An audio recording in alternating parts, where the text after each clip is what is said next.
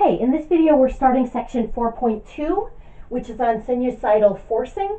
That's basically when we're going to have a forced harmonic oscillator, but where the forcing function is some sines and or some cosines. Okay. All right, so I know that when I solve this, my y is just going to be y sub h, a solution to the associated homogeneous solution, plus y sub p, a particular solution.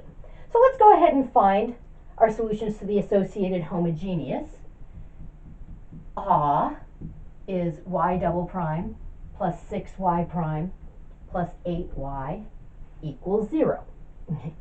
So the characteristic equation is s squared plus 6s plus 8 equals 0.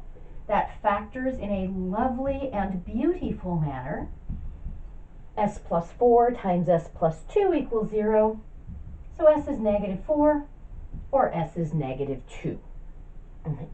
So from there, I get my general solution. This is just going to be k1 copies of e to the negative 4t, plus k2 copies of e to the negative 2t. Here I'm using k1 and k2. I realize I'm somewhat inconsistent. That's because the name of the constants really doesn't matter. Okay. And now I need to add to that y sub p, my particular solution. Okay. So we've got a couple of options. So option 1, I could guess, or if I want to sound more sophisticated, I could use the method of undetermined coefficients. And I could guess that we're going to have some copies of sine 2t plus some copies of cosine of 2t. I could guess that that's what my particular solution is going to look like. And that will work. Okay. And that just involves a lot of working things out and equating like coefficients and stuff like that. What's way cooler is option 2. Option 2 is we're going to complexify the problem.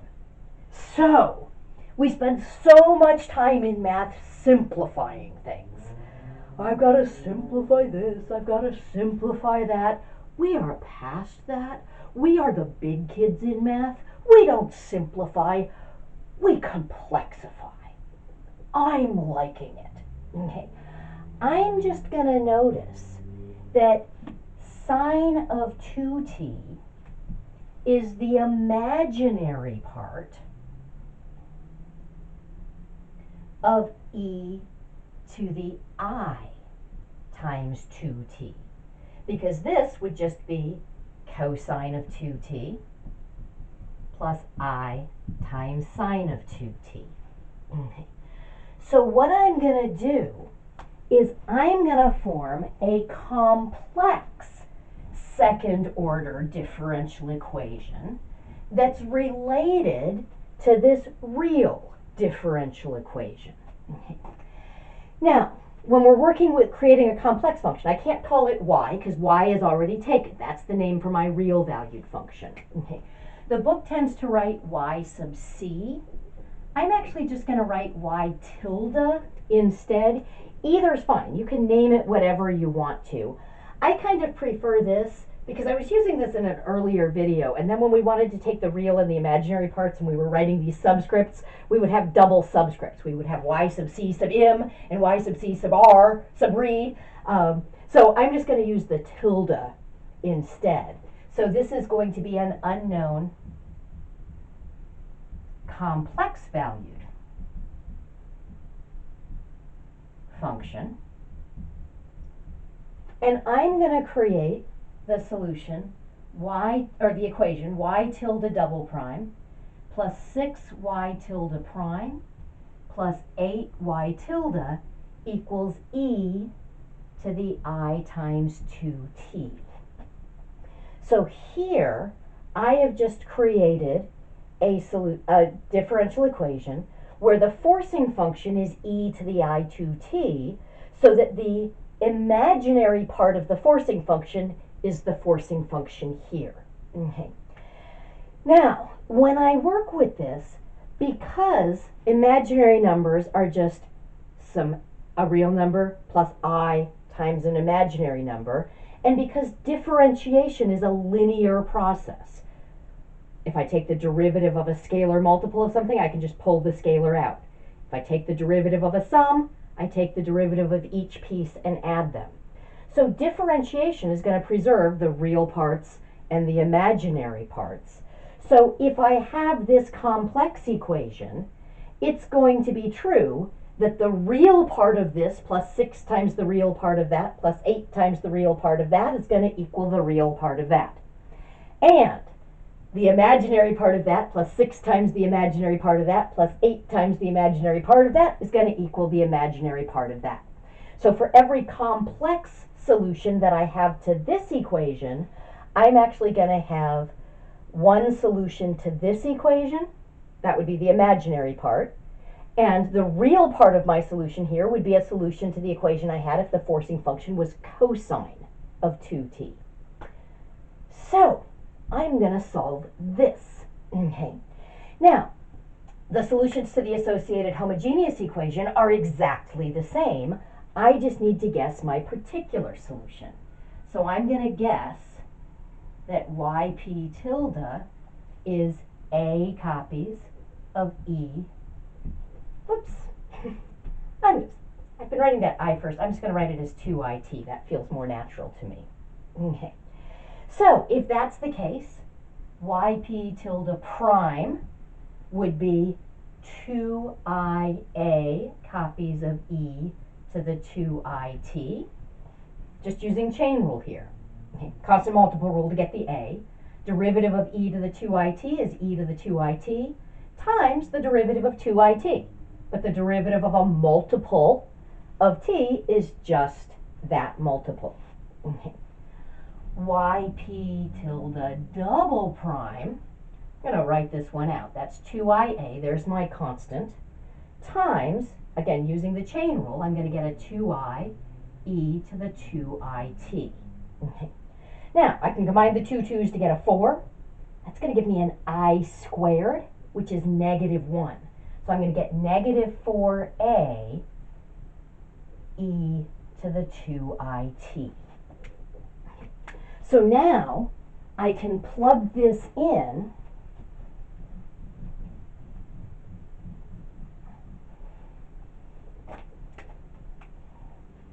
to my second order differential equation and try to solve for a. So yp, well, let's write it out. Y tilde p double prime plus 6y tilde p prime plus 8y tilde p is going to equal e to the 2it. Plugging in for this, I'm getting -4a e to the 2it. Plugging in for yp prime, I'm going to get 6 copies of this. So that's going to be 12ia copies of e to the 2it. Okay. And plugging in for this, I'm getting 8 copies of yp tilde. So that's plus 8a e to the 2it. And that's got to equal e to the 2it. Okay. So let's compare notes. Here's my e to the 2it. Here's my e to the 2it.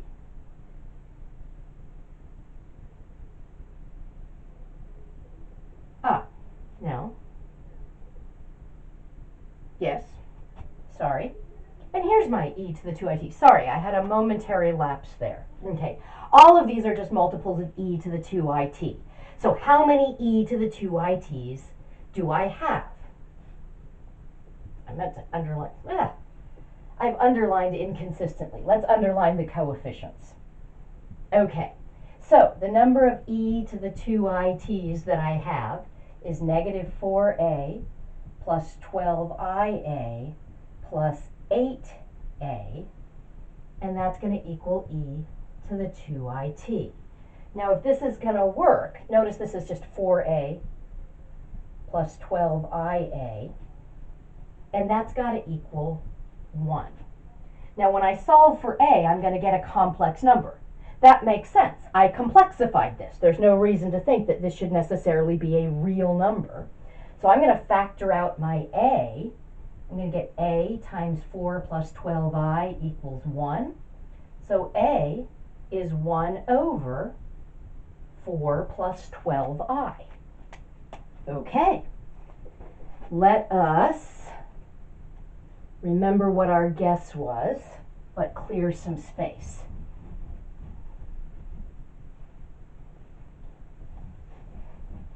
So we had said that yp tilde was a copies of e to the 2it, and we're saying that yp, our particular solution to the original real valued function, is going to be the imaginary part of that function. Okay, we have just determined what a is. A is 1 over 4 plus 12i. Lovely number indeed. Okay. Now, I want to try to simplify that, because complex numbers I can usually write as just real part plus I times imaginary part. Not crazy about having that I in the denominator.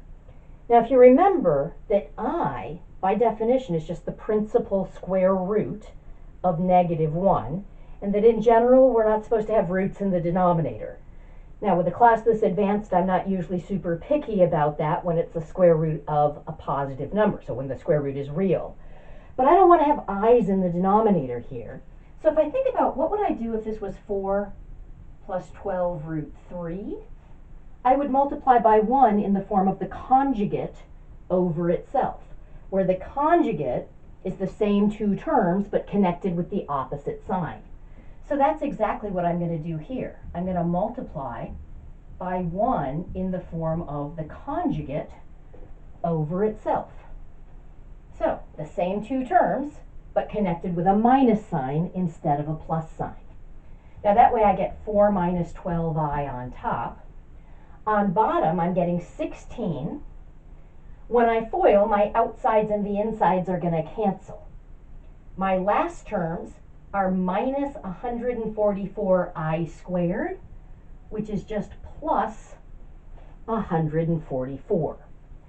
So we're getting 4 minus 12i all over, looks like that's going to be 160. So that's 4 over 160 minus 12 over 160i. I can just reduce those fractions. That's going to be 1/40th minus 3/40 I. That's going to be our A. Okay.